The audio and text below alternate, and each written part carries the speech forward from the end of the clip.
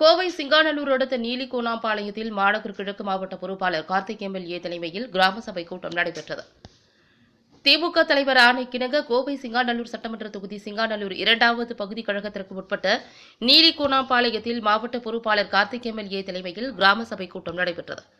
இதில் மாவட்ட பொறுப்பாளர் கார்த்திக் எம்எல்ஏ கலந்து கொண்டு பேசுகையில், பொதுமக்களின் குறைகளை கேட்டறியவே இந்த கிராம சபை கூட்டங்களை நடத்த திமுக தலைவர் தளபதி உத்தரவிட்டுள்ளார்.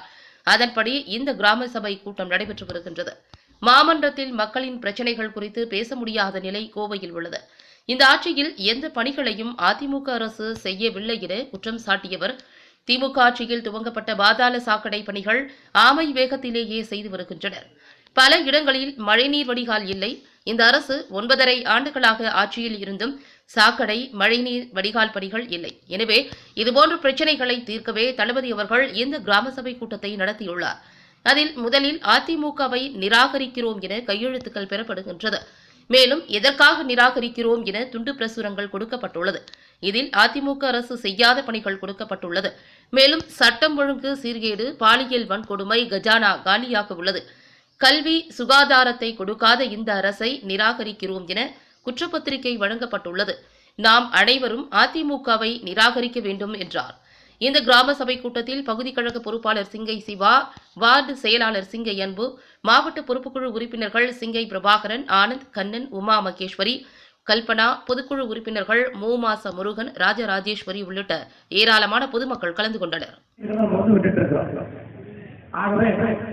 2009ஆம் ஆண்டு தமிழ்நாட்டின் உள்ளாட்சித்துறை அமைச்சராக இருந்த அன்றைய துணை முதலமைச்சர் கழக தலைவர் அவர்களும், அன்றைக்கு தமிழ்நாட்டின் முதலமைச்சராக இருந்த தலைவர் கலைஞர் அவர்களும் இந்த நகரத்தில் 400 கோடி ரூபாய் மதிப்பீட்டில் அந்த பாதாள சாக்கடை கட்டுமான பணிகள் தொடங்கி வச்சாங்க.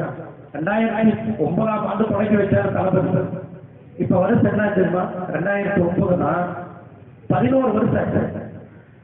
11 வருஷமா இந்த ஒரு வருஷம் எங்க ஆட்சியில, நம்ம ஆட்சியில வந்து மக்களுக்கே பயன் இல்லைங்க. திருச்சி ரோட்ல ஒரு மேம்பாலம் கட்டுறாங்க. ஸ்ரீபதி தேட்டர் கிட்ட இருந்தா இங்க வந்து இறங்கலாம். என்ன அதுல பிரயோஜனம்? என்ன அதுல பயன்? எந்த பயனும் கிடையாது. லாப நோக்கத்தோடு, அதாவது 9 வருஷம் எவ்வளவு ஆட்சியில் இருக்கிறாங்க. 9 வருஷமா ஆட்சியில் இருந்த இவங்க மேம்பால பணி வந்து 2-3 வருஷத்துக்கு முன்னாடி சாக்கடை சரியில்லை, உப்பு தண்ணி இருக்கீங்க, அதுமாதிரி குடிநீர் நல்லது நிற்கீங்க, கணக்கு எடுக்கிறாங்க பார்த்தீங்களா? மீட்டர் அதிகமாக ஓடனா மீட்டர் கணக்கு, அப்படி கம்மி ஓடனா நாள் கணக்குன்னு மக்கள் மேல அதிகமான குடிநீர் வந்து எல்லாமே அதிமுக அரசே தெரியலைங்க. அது மோசமா இருக்கு. மக்களை கைத்தியம் பண்றாங்க. சரிங்களா? அதனால நல்லா மீனாட்சி எங்களுக்கு நல்லாட்சி தரணுங்க. மக்கள் நிம்மதியா இருக்காங்க. மக்களுக்காக சொல்றாங்க. மக்களுக்காக எதுவுமே தெரியல, ஏமாத்திட்டே இருக்காங்க. சரிங்களா? ஏமாத்தாங்க. எத்தனை நாள் நீட் தேர்வை கொண்டு வந்த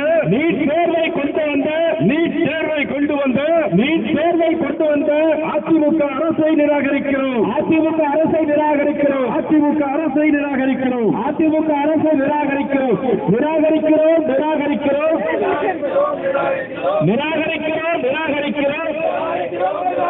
விவசாயிகளுக்கு எதிராக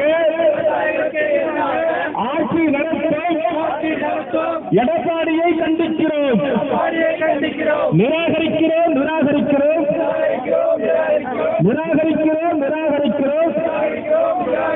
அராஜக ஆட்சியை நிராகரிக்கிறோம்.